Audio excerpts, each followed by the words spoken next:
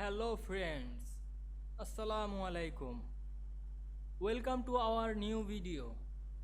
In this video I am going to show you how to remove extra space in word between paragraph. Let's get started.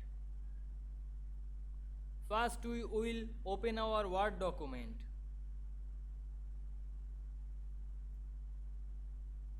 We see in this document many extra unwanted space here.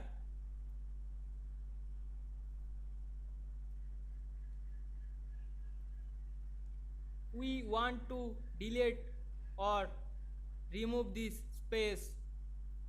Click and drag on your mouse.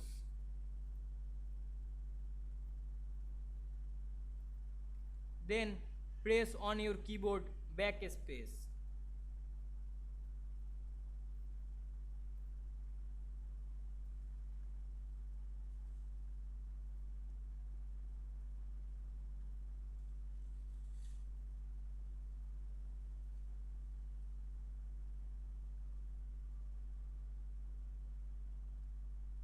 Now we see apply this process, we deleted our all unwanted space between our paragraph.